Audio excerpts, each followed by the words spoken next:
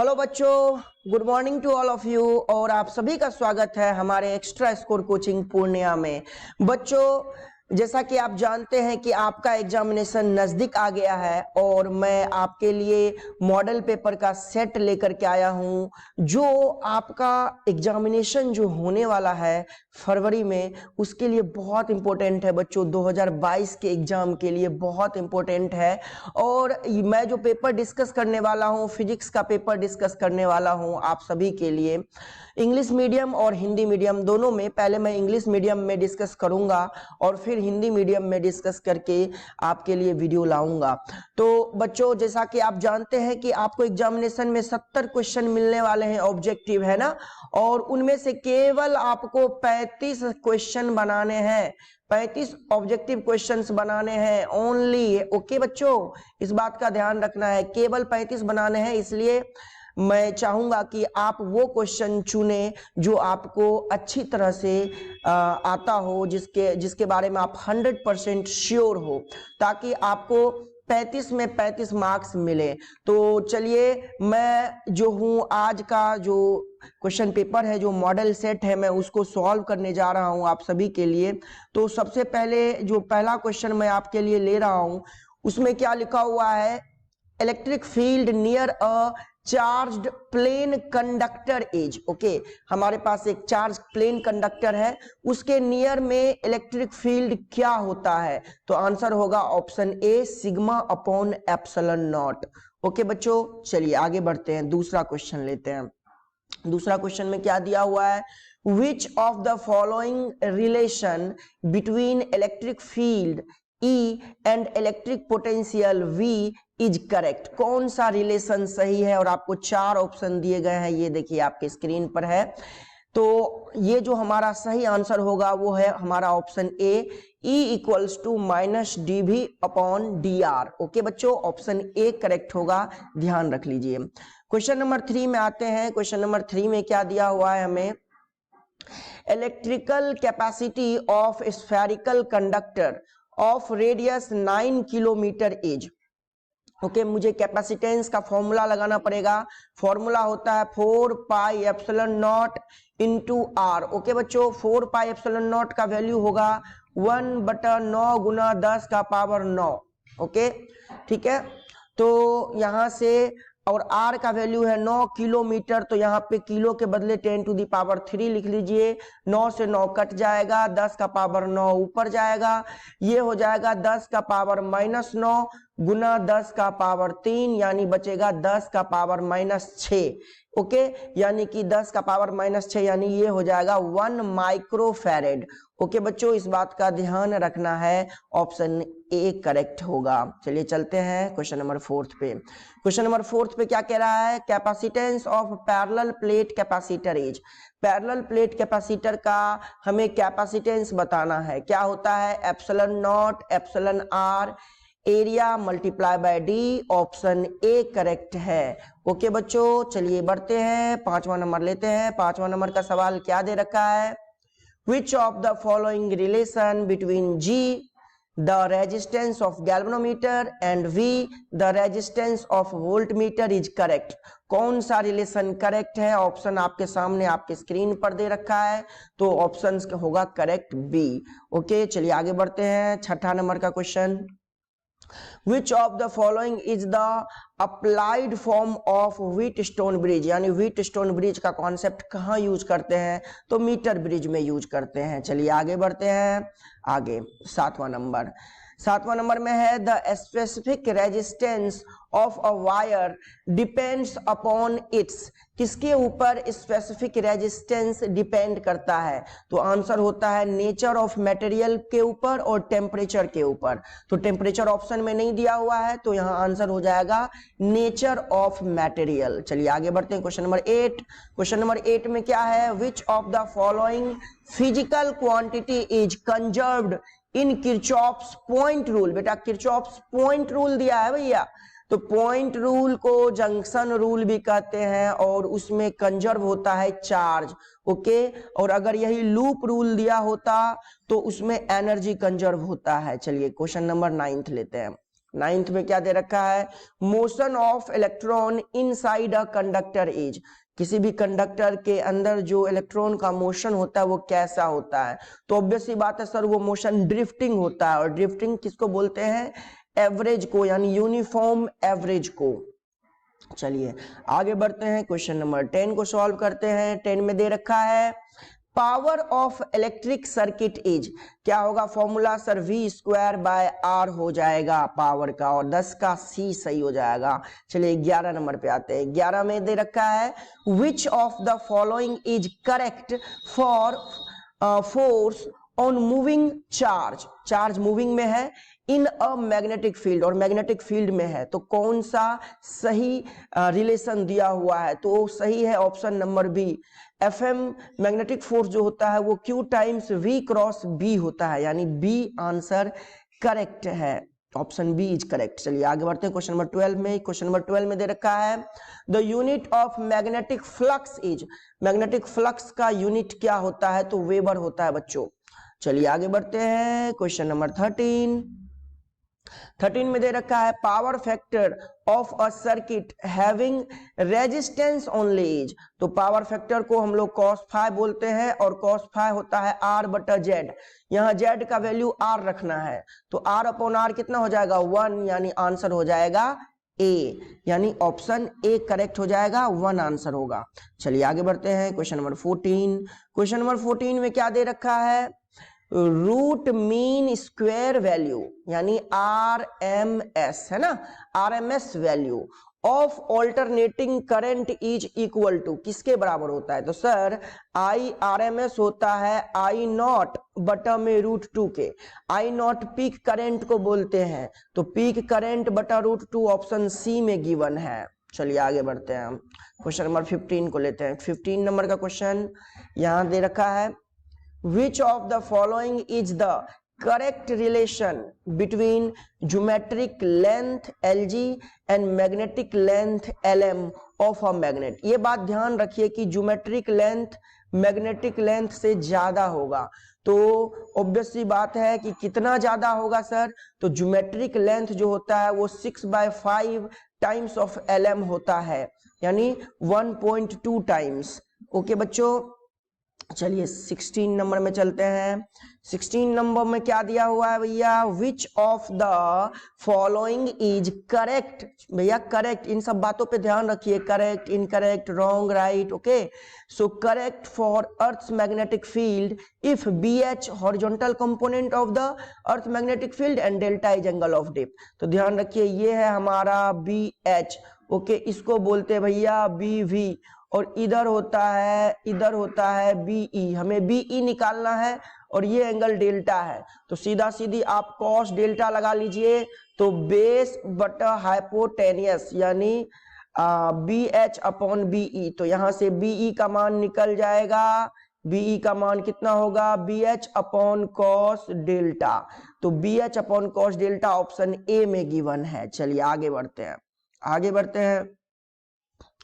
अगला नंबर है question number 17 में दे रखा है the unit of intensity of magnetization is, intensity of magnetization का यूनिट क्या होगा, तो फॉर्मूला मैं बता देता हूं, इंटेंसिटी ऑफ मैग्नेटाइजेशन जो होता है I होता है मैग्नेटिक मोमेंट, यानी कैपिटल M अपॉन में एरिया, ओके, तो नहीं सॉरी, मैग्नेटिक मोमेंट अपॉन में वॉल्यूम, तो मैग्नेटिक मोमेंट को लिखते हैं करंट I, और एरिया को लिखेंगे I.A अपॉन वॉल्यूम को वॉल्यूम रहने दीजिए, तो यहाँ करंट का ऐसा यूनिट हो जाएगा एम्पियर, है ना, एम्पियर हो जाएगा, एरिया का मीटर स्क्वायर और वॉल्यूम का मीटर क्यूब, तो metre square metre cube cut जाएगा, तो बचेगा कितना, एम्पियर अपॉन में मीटर, कहाँ है, तो ऑप्शन सी में है, एम्पियर अपॉन में मीटर। देखिए मीटर को नीचे से ऊपर लेके जाइए, मीटर -1 हो जाएगा।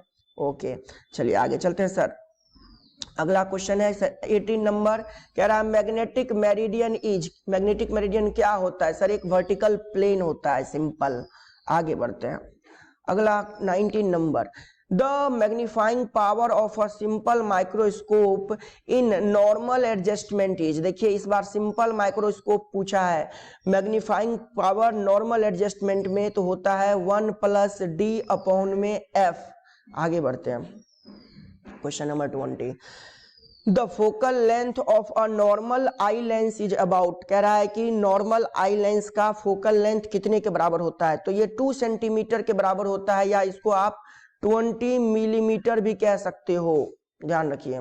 आगे बढ़ते हैं, 21 में है critical angle for diamond is, diamond का क्रिटिकल एंगल कितना होता है, तो अप्रोक्सीमेटली 25 के आसपास होता है, तो ये आंसर आपका 24.41 डिग्री करेक्ट हो जाएगा। चलिए आगे बढ़ते हैं, 22 में the equivalent lens of 2 convex lens in contact is, 2 convex lens को कॉन्टेक्ट में रखोगे तो आपको मिलेगा क्या, कॉन्वेक्स ही मिलेगा, तो 22 का ए हो जाएगा। चलिए 23 में है the basic principle of optical fibre is, यानी ऑप्टिकल फाइबर किस सिद्धांत पर काम करता है, तो भैया वो टोटल इंटरनल रिफ्लेक्शन पे काम करता है। ध्यान रखिए भैया, ये बहुत इंपॉर्टेंट, ये सब क्वेश्चन बहुत इंपॉर्टेंट है जो एग्जाम में आ सकते हैं बच्चों, ध्यान रखिए, याद करते चलिए मेरे साथ। अगला question 24, the least distance for clear vision for normal I is, यानी नॉर्मल आई के लिए least distance for clear vision कितना है, तो 25 सेंटीमीटर। आगे बढ़ते हैं, question number 25, which of the following phenomena of light is correct for the formation of rainbow, rainbow के फॉर्मेशन के लिए कौन सा फेनोमेना करेक्ट है, तो आंसर होगा डिस्पर्सन। चलिए आगे बढ़ते हैं, 26 में कह रहा है the refractive index of glass is more for which colour of light, किस कलर के लाइट के लिए रिफ्रैक्टिव इंडेक्स ग्लास का ज्यादा होगा, तो वायलेट के लिए।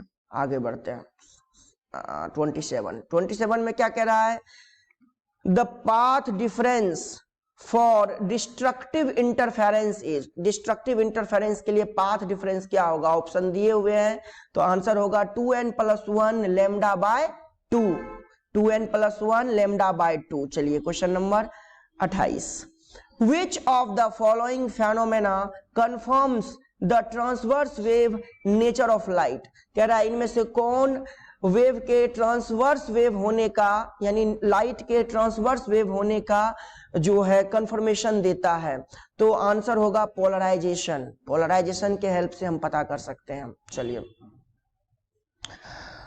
29 में bending of light from the corners of N obstacle is, यानी किसी ऑब्स्टेकल्स के कॉर्नर से लाइट का बैंड होना क्या कहलाता है, तो डिफ्रैक्शन कहलाता है बच्चों, ध्यान रखिए, डिफ्रैक्शन कहलाता है। चलिए चलते हैं क्वेश्चन नंबर 30 पे। 30 का क्वेश्चन जो है मेमोरी बेस्ड है, work function of silver is, यानी डेटाबेस क्वेश्चन हो गया, तो इसका होता है 4.7 electron volt, work function silver का होता है 4.7 इलेक्ट्रॉन वोल्ट। 31 में आते हैं, क्या रखा है कि the value of Planck constant is, Planck constant की वैल्यू कितने के बराबर होती है, तो देखिए option C 6.626 into 10⁻⁻34 joule second के बराबर होती है भैया। चले आगे बढ़ते हैं भैया, आगे क्या दे रखा है, dynamic mass of photon is, photon का डायनेमिक मास कितने के बराबर होता है, डायरेक्ट ऐसे निकाला करो, E = mc² है ना, और E को लिख सकते हो आप hc/λ, और यहाँ पे mc², एक c से एक c कट जाएगा, तो मास हो जाएगा h/में c इंटू लैम्डा, तो ऑप्शन हो जाएगा बी करेक्ट हो जाएगा, कौन सा, बी करेक्ट हो जाएगा। यही रेस्ट मास पूछता तो आंसर 0 होता। चलिए question number 33, which of the following series is in ultraviolet region, ultraviolet region में कौन सीरीज है, तो लाइमन सीरीज है भैया, है कि नहीं।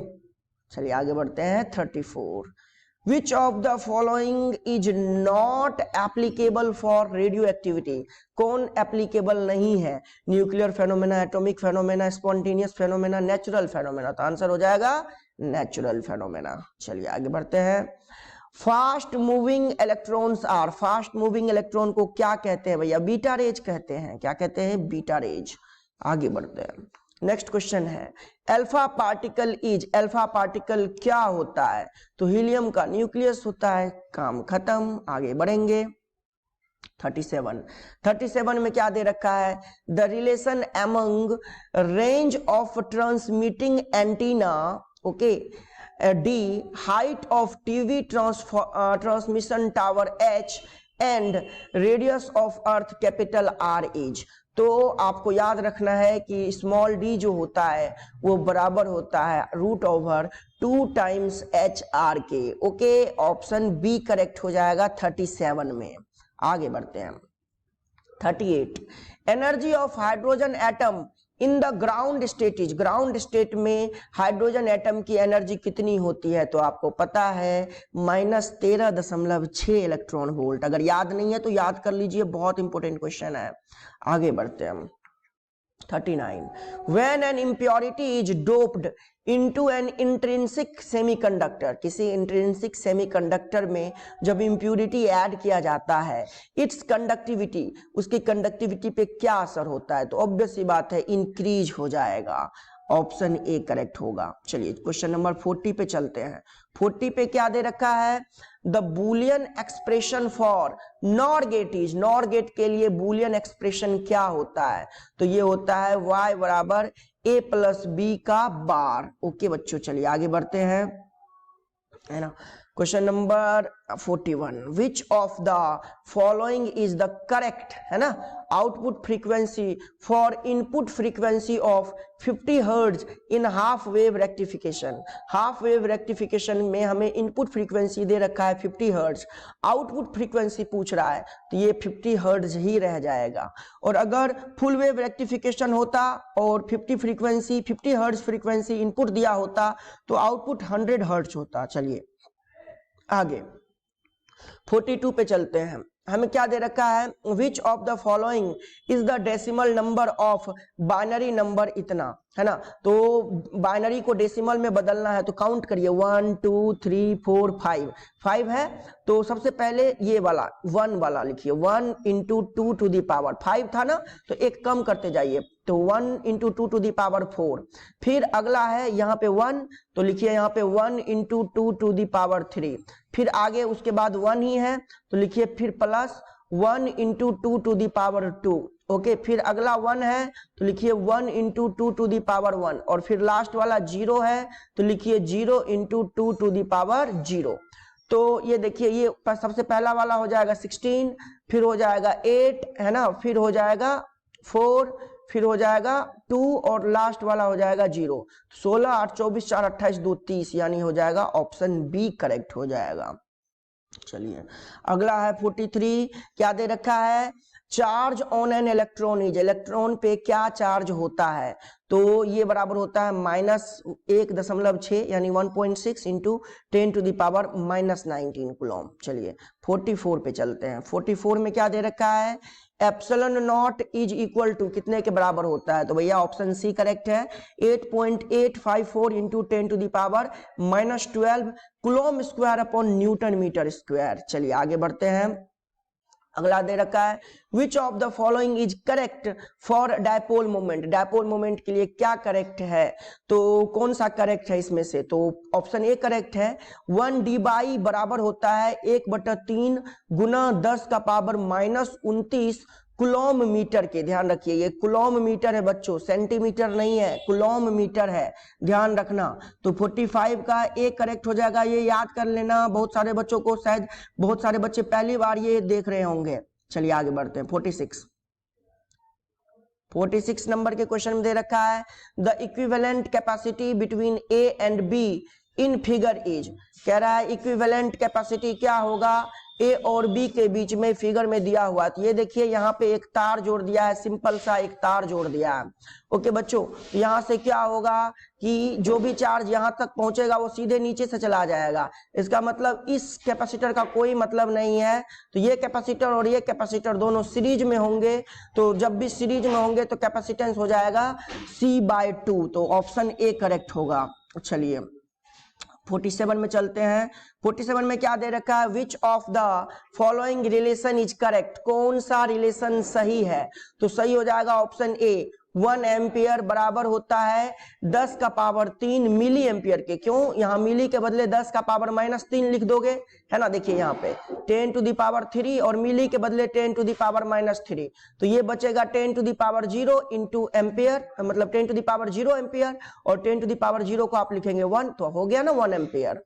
चलिए आगे बढ़ते हैं। 48 नंबर में दे रखा है which of the following relation is correct, कह रहा है कि कौन सही है, तो current density J equals to होता है I अपॉन A, एरिया है, I इलेक्ट्रिक करंट है, तो current density I upon A होता है। चलिए आगे बढ़ते हैं। 49 which of the following relation is correct for resistance, resistance का के लिए कौन सा रिलेशन करेक्ट है, तो R होता है ρl बाय A के बराबर, ऑप्शन बी करेक्ट हो जाएगा।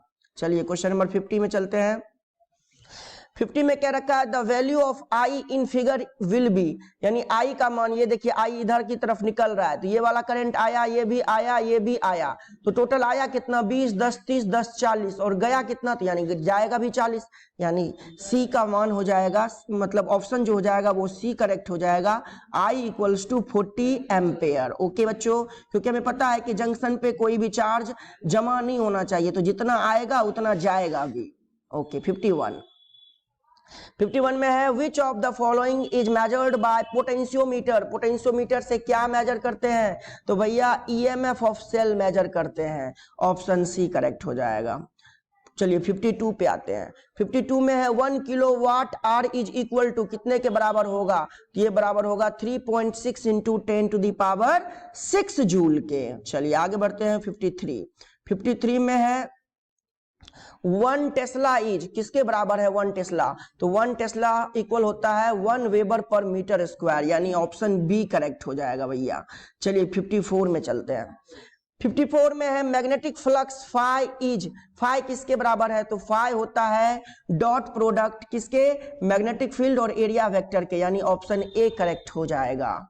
आगे 55 में है velocity of electromagnetic wave is, electromagnetic wave का वेलोसिटी क्या होता है, तो ऑप्शन बी करेक्ट होगा, C equals to 1 upon root over mu not epsilon not. Okay बच्चों 56 पे आते हैं।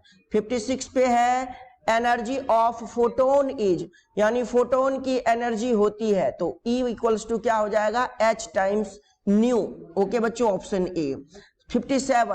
57 में है 1 इलेक्ट्रॉन वोल्ट बराबर होता है किसके बराबर होता है, तो option A 1.6 into 10 to the power -19 joule के। चलिए बढ़ते हैं 58 पे आते हैं। 58 में क्या रखा है, which of the following is correct, फिर से हमें बाइनरी से किस में बदलना है, डेसिमल में। तो चलिए सबसे पहला चेक करते हैं, तो यहाँ पे गिनते हैं 1 2 3, 3 है तो लिखेंगे 1 इंटू 2 का पावर 2, फिर बाद वाला 1 इंटू 2 का पावर 1, फिर लास्ट वाला 1 इंटू 2 का पावर 0, तो ये हो जाएगा 4, ये हो जाएगा 2, 6 और ये हो जाएगा 2 का पावर 0 1 होता है, तो 1 गुना 1 1, तो 4 2 6 और 1 7, यानी ये हो जाएगा 7 10। इसका मतलब पहला ही सही हो गया, है ना। आगे 59 में आते हैं। विच ऑफ द फॉलोइंग, देखिए बच्चों क्या दे रखा है, which of the following is not correct, कौन करेक्ट नहीं है, for binary addition, binary addition के लिए कौन करेक्ट नहीं है, तो 0 + 0 0 होता है, सही है, 0 + 1 1 होता है, सही है, 1 + 0 1 होता है, सही है, 1 + 1 10 होता है, यानी ये हमारा आंसर हो जाएगा, क्योंकि हमसे पूछा नॉट करेक्ट, क्या पूछा, नॉट करेक्ट, यानी ये गलत दिया हुआ है, 1 + 1 10 होना चाहिए था बाइनरी एडिशन के अकॉर्डिंग।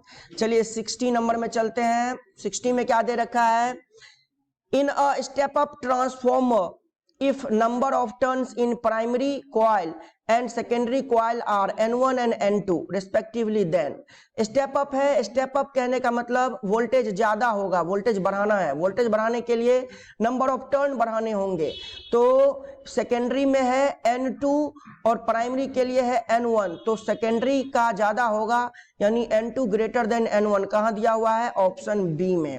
चलिए आगे बढ़ते हैं। 61 में है which series of hydrogen spectrum lies in visible region, कह रहा है विजिबल रीजन में कौन सा हाइड्रोजन स्पेक्ट्रम लाई करता है, तो आंसर हो जाएगा बामर सीरीज, है ना। लाइमन करता है अल्ट्रावायलेट में और बामर करता है विजिबल में। ठीक है, आगे बढ़ते हैं। 62 में है focal length of convex lens is 1 metre, its power will be, तो पावर का फॉर्मूला होता है 1/f और f को लिखते हैं किसमें, मीटर में। तो f का वैल्यू दे रखा है 1, तो 1/1 यानी 1 ही हो जाएगा, यानी ऑप्शन सी करेक्ट हो जाएगा। चलिए बच्चों ध्यान रखिए। 63 विच of the following is correct for compound microscope, compound microscope के लिए को क्या करेक्ट है, तो ऑप्शन बी एफ ही जो है वो ग्रेटर होता है एफओ से। चलिए आगे बढ़ते हैं। 64 में है angle of minimum deviation by thin prism is, यानी थिन प्रिज्म के लिए डेल्टा का वैल्यू कितना होता है, तो ये होता है a टाइम्स म्यू माइनस 1, याद रखिए, तो ऑप्शन सी करेक्ट हो जाएगा। 65 पे आते हैं। 65 में है which of the physical quantity does not change in refraction of light, यानी कह रहा है कि कौन सा फिजिकल क्वांटिटी चेंज नहीं होता, तो आंसर है फ्रीक्वेंसी, फ्रीक्वेंसी नहीं बदलता, ये सोर्स पे डिपेंड करता है। चलिए 66 कह रहा है if velocity of light in air is va and velocity of light in water is vw then which option is correct, कौन सही होगा, तो भैया एयर में लाइट की वेलोसिटी ज्यादा होती है वाटर की तुलना में, तो ऑप्शन बी करेक्ट हो जाएगा। चलिए बच्चों चलते हैं 67 में क्या क्या रखा है, critical angle for water is, critical angle for water is, water के लिए क्रिटिकल एंगल हमसे पूछ रहा है, तो ये अप्रोक्सीमेटली 49 डिग्री के अप्रोक्स होता है, तो यहाँ पे कौन सा है, ऑप्शन डी 48.75 डिग्री। ओके चलिए 68 क्या रखा है, phase difference for constructive interference, यहाँ पे कंस्ट्रक्टिव पूछा है बच्चों, कंस्ट्रक्टिव के लिए फेज डिफरेंस होता है 2n पाई, ओके ना, 2n पाई। चलिए आगे बढ़ते हैं। 69 में है which of the following is correct for intensity of scattered light, तो हमें पता है इंटेंसिटी इनवर्सली प्रोपोर्शनल होता है लेमडा के पावर 4 के, यानी ऑप्शन डी हो जाएगा।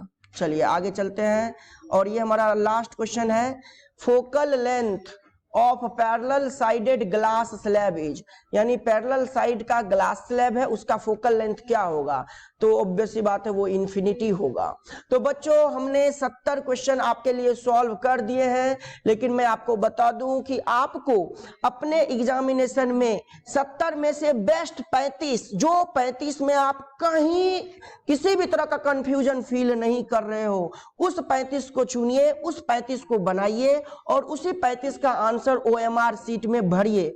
ये नहीं कि आप नहीं भी जान रहे हो, आपको 70 में से आराम से 35 क्वेश्चन अगर आपने पढ़ा है और हमारे मॉडल पेपर को फॉलो कर रहे हो तो जरूर आप 35 क्वेश्चन प्रेम से बना लोगे, बिना किसी परेशानी के बना लोगे, कॉन्फिडेंटली बना लोगे। हमारी तो यही शुभकामना है आपके साथ, और हम चाहते हैं कि आपका एग्जाम अच्छी तरह से जाए, आप अच्छा परफॉर्म करो।